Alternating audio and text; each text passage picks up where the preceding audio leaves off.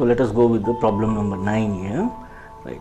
15 men complete a work in 24 days, right? 24 days. 15 men can complete the work in 24 days, right? In 24 days. How many men will complete the same work, that work, in 18 days?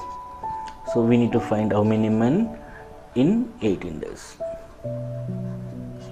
right? So what you need to do here, it's very simple one.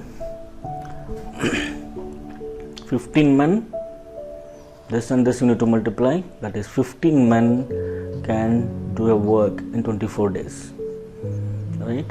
So x is equal to that divided by 18 days, right? Or otherwise you can do like this, for per man, 1 man can do, that is 24 into 15, which is going to be 15 4s are 60, right?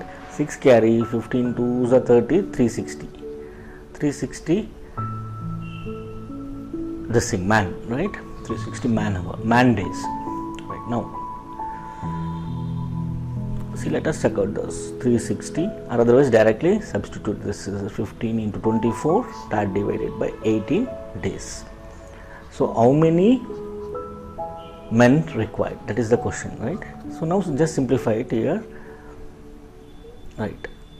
See what happens here.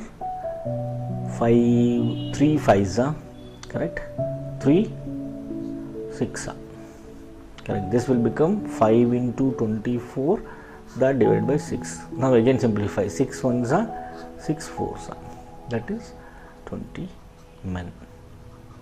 Now you can check out, 15 men can do a piece of work in 24 days, right? If the number of men increases, that is 20 men, this should reduce, correct? 20 men automatically 18 days, right? Hope you understood. The answer here is 20.